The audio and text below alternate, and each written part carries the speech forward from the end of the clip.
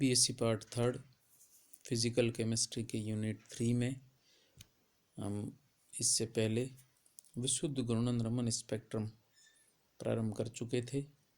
ये इस चैप्टर की अंतिम क्लास है जिसमें ये चैप्टर कंप्लीट हो जाएगा। विशुद्ध घूर्णन रमन स्पेक्ट्रम हमने शुरू किया था।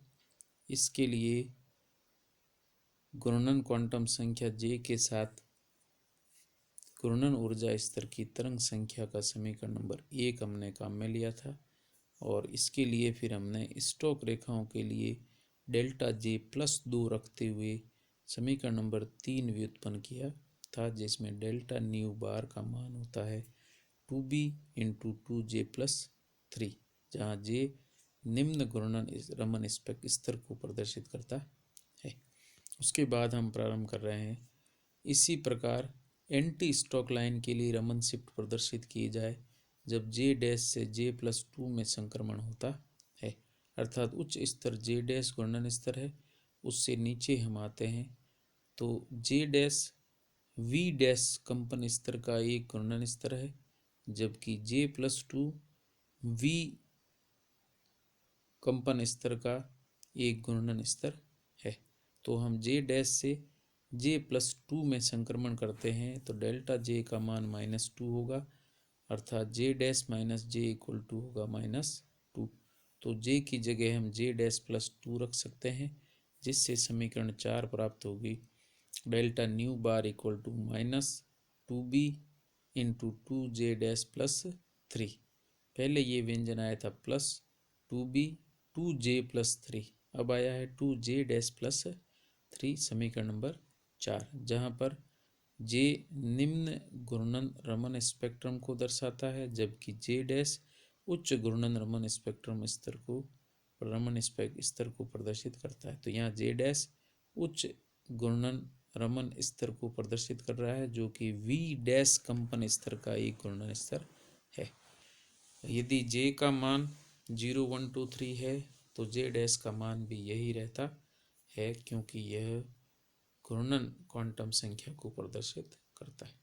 समीकरण 3 व 4 से संयुक्त रमन शिफ्ट का व्यंजक हम निम्न रूप में लिख सकते हैं, जिसमें m कांस्टेंट है, जिसका मान होता है 2j'+3, अर्थात डेल्टा न्यू बार = ±2bm करके लिखा जाता है।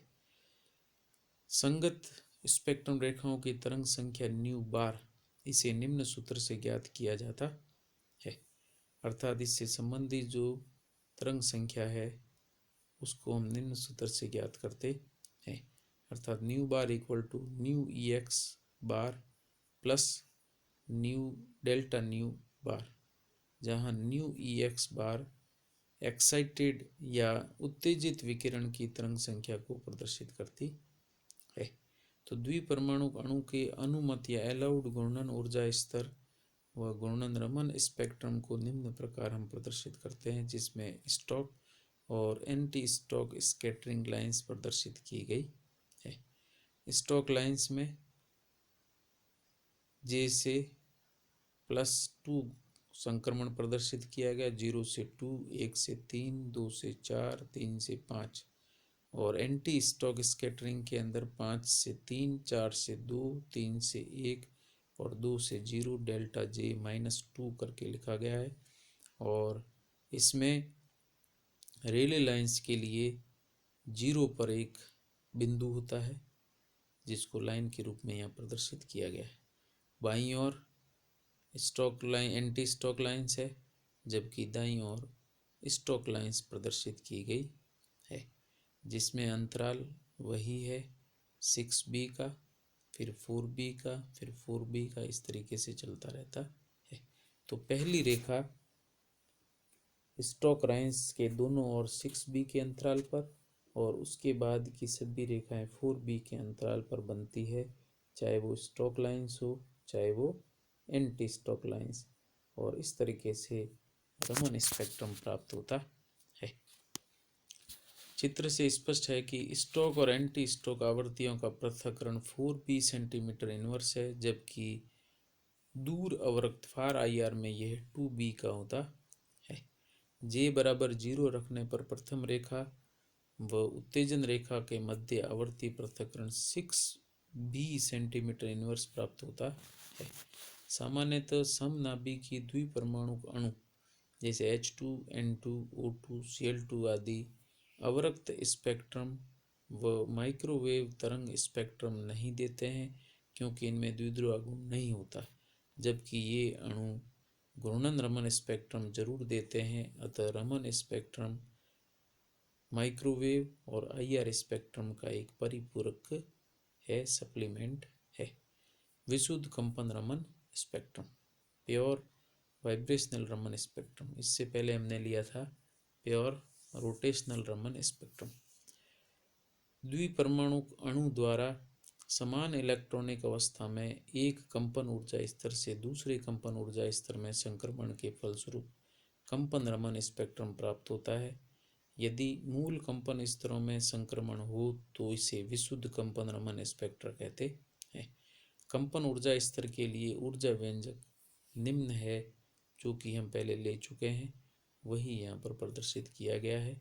EV equal to V plus half into HC omega E bar minus V plus half का whole square HC XC omega E bar plus, ये आगे चलता जाएगा समीकरण नंबर 1। और इसका मात्रक है जूल, JOULE होता है, जूल या कैपिटल J लिखा जाता है, जहाँ V कंपन ऊर्जा स्तर को प्रदर्शित करता है और ये कंपन क्वांटम संख्या 0, 1, 2, 3, 4 के रूप में दर्शाते हैं। न्यू E बार या ओमेगा E बार साम्य कंपन तरंग संख्या को दर्शाता है, जबकि XE अनावर्ती स्थिरांक को प्रदर्शित करता है। यह समीकरण अणु की आकृति एवं कंपन की प्रकृति से अप्रभावित है। यहाँ वर्ण नियम डेल्टा न्यू इक्वल टू +-1 +-2 +-3 आदि प्राप्त होता है। तो यहाँ पे रमन के विशुद्ध कंपन स्पेक्ट्रम का चयन नियम +-1 +-2 +-3 +-4 आदि होता है, जहाँ डेल्टा न्यू +-2 +-3 संक्रमण की प्रायिकता तेजी से घटती है, अतः इसे नगण्य मान लिया जाता है। अतः विशुद्ध कंपन स्पेक्ट्रम का चयन नियम डेल्टा न्यू इक्वल टू +-1 ही लिया जाता है, जैसा कि हमने पहले विशुद्ध कंपन स्पेक्ट्रम के रूप में चयन नियम लिया था। तो ये सेम है। उच्च आवृत्तियों के संक्रमण को नगण्य मानने के बाद चयन नियम डेल्टा न्यू +-1 पूर्व के सामान्य कंपन रमन स्पेक्ट्रम के मान की तरह ही प्रदर्शित किया जाता है। नेक्स्ट हम बात कर रहे हैं जो कंपन अवरत स्पेक्ट्रोस्कोपी के समान है, जैसा कि हमने पहले लिया था, अर्थात डेल्टा न्यू +-1 चयन नियम विशुद्ध कंपन रमन स्पेक्ट्रम और IR स्पेक्ट्रम में दोनों के लिए एक ही मान प्रदर्शित करता है या एक ही प्रकार का होता है। डेल्टा न्यू +-1 वर्ण नियम समीकरण 1 में प्रयुक्त करके संक्रमण ऊर्जाएं प्राप्त कर सकते हैं, जिसमें संक्रमण हम V से V' की ओर ले रहे हैं, तो इसकी ऊर्जा EV से EV' के रूप में लिखी जाती है, जहाँ डेल्टा E का मान EV' माइनस EV के अंतर के रूप में संक्रमण ऊर्जा के द्वारा दर्शाया जाता है। समीकरण नंबर हम इसको देते हैं 2। अतः संक्रमण तरंग संख्या यहाँ पर दर्शाई जाएगी डेल्टा न्यू V बार, और इसमें V से V' संक्रमण के लिए डेल्टा न्यू बार का मान प्राप्त होगा न्यू V' बार से न्यू V बार, समीकरण नंबर 3 अंतर के रूप में। यदि V0 से V'1 में संक्रमण होता है तो उसकी संक्रमण ऊर्जा हम डेल्टा E फंडामेंटल आवृत्ति के रूप में प्रदर्शित करते हैं, और ये मान हम पहले ले चुके हैं 1-2 XE into new E bar into HC के रूप में लिखी जाती है, अर्थात +1 है तो यही प्रक्रिया में यही सूत्र काम में लिया जाता है।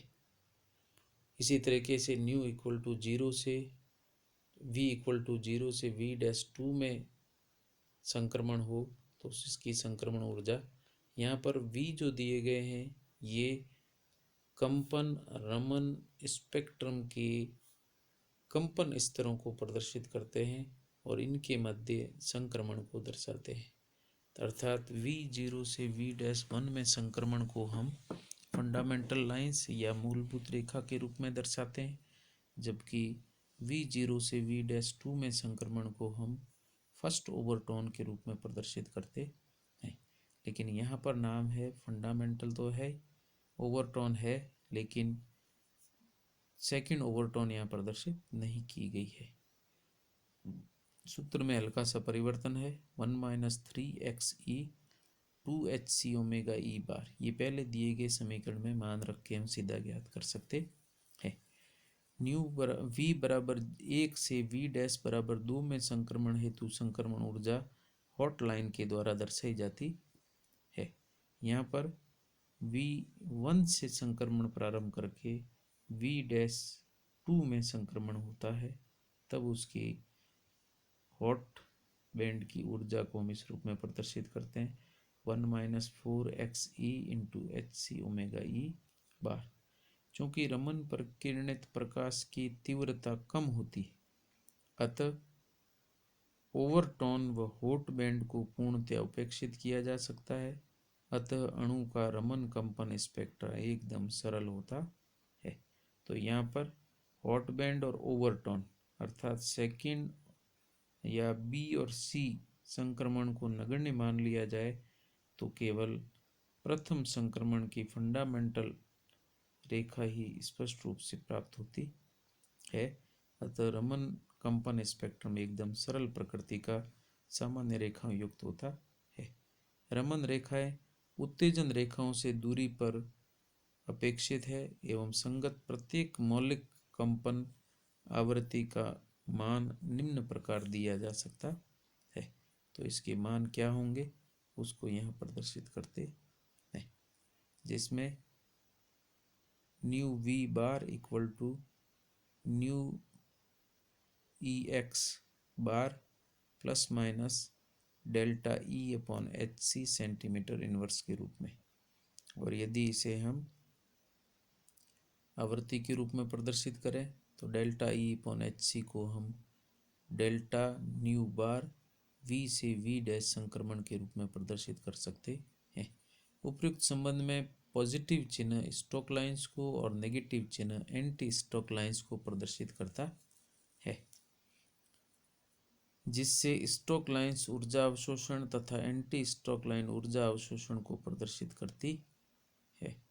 एंटी स्टोक लाइंस के प्रेक्षण अति दुर्बल होते हैं क्योंकि सामान्य ताप पर बहुत ही कम अणु न्यू इक्वल टू 1 स्तर में पाए जाते हैं। ज़्यादातर अणु न्यू 0 स्तर पर उपस्थित रहते हैं। वर्ण नियम या सिलेक्शन रूल या चयन नियम या रमन स्पेक्ट्रा का चयन नियम। घूर्णन रमन स्पेक्ट्रम, इसके लिए वर्ण नियम है डेल्टा जे 0 या ±2 ही संभव होता है। यदि डेल्टा जे 0 है तो आपतित प्रकाश की आवर्ती न्यू आई प्रकीर्णित रमन स्पेक्ट्रम की आवर्ती न्यू एस के बराबर होती है, अतः इसे हम रेले प्रकीर्णन कहते हैं। और डेल्टा जे +2 है तो new I is greater than new S, इसको एंटी स्कैटरिंग स्टॉक स्कैटरिंग कहते हैं। इसमें लंबी तरंग दैर्ध्य की स्टॉक रेखाएं प्राप्त होती है। तीसरे में डेल्टा जे यदि नेगेटिव है -2 है तो new I is less than new S, जिसको हम एंटी स्कैटरिंग कहते हैं। कम तरंग दैर्ध्य की एंटी स्टॉक लाइंस प्राप्त होती है। तो इस तरीके से 3 प्रकार के घूर्णन रमन स्पेक्ट्रम के संक्रमण द्वारा 3 प्रकार की लाइनें प्राप्त होती है, रेले ट्रांजिशन स्कैटरिंग, स्टॉक स्कैटरिंग और एंटी स्टॉक स्कैटरिंग।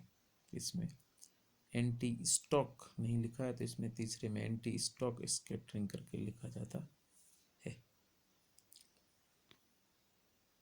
अंत में कंपन रमन स्पेक्ट्रम, इसके लिए वर्ण नियम है डेल्टा v = 0 ±1 ±2 आदि।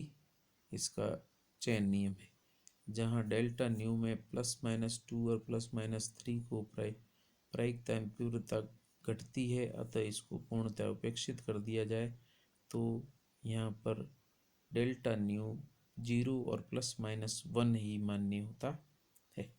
डेल्टा न्यू +-2 है तो इसको ओवरटोन ट्रांजिशन कहते हैं, +-3 है तो इसको हॉट ट्रांजिशन कहा जाता है, जबकि बाकी ट्रांजिशन संक्रमणों को हम स्टॉक, एंटी स्टॉक और रिले ट्रांजिशन या संक्रमण कहते हैं। अतः डेल्टा V बराबर 0 व +-1 संक्रमण ही मान्य है, जैसा कि IR स्पेक्ट्रम में स्पष्ट रूप दिखाई देता है। रमन स्पेक्ट्रम की अवरक्त स्पेक्ट्रम के सापेक्ष क्या उपयोगिता है, ये भी खास पॉइंट है, और इसी के साथ चैप्टर एंड हो जाता है। तो रमन स्पेक्ट्रम की अवरक्त स्पेक्ट्रम के सापेक्ष उपयोगिता, जिसमें पहला है, चूंकि रमन आवृत्तियां आपतित विकिरण की आवृत्तियों से अप्रभावित रहती है, अतः आपतित विकिरण की आवृत्तियों को परिवर्तित किया जा सकता है। रमन स्पेक्ट्रम में दृश्य प्रकाश परास में भी रमन स्पेक्ट्रम को दृश्य परास में भी प्राप्त किया जा सकता है, जो कि IR स्पेक्ट्रम में संभव नहीं है। सेकंड, अध्रुवीय द्विपरमाणु अणुओं के लिए भी रमन स्पेक्ट्रम प्राप्त किए जा सकते हैं, जो कि अवरक्त स्पेक्ट्रम में संभव नहीं है। और तीसरा, ठोस, द्रव और गैस तीनों अवस्थाओं हेतु स्पेक्ट्रम प्राप्त किया जा सकता है, जबकि IR स्पेक्ट्रम केवल गैस अवस्था हेतु प्राप्त होता है। ठोस व द्रव अवस्था का IR स्पेक्ट्रम काफ़ी विसरित या डिफ्यूज्ड होता है, अतः अनुपयोगी रहता है। उपयुक्त उपयोगिताओं के कारण रमन स्पेक्ट्रोस्कोपी आणविक संरचना अध्ययन हेतु अत्यंत उपयोगी होती है। तो लास्ट के अंदर रमन स्पेक्ट्रोस्कोपी के अंदर विशुद्ध कंपन रमन स्पेक्ट्रम और विशुद्ध घूर्णन रमन स्पेक्ट्रम और उसके चयन नियम और संक्रमण की संरचनाएं बहुत इम्पोर्टेंट है, और इसी के साथ यूनिट नंबर 3 कंप्लीट हो जाता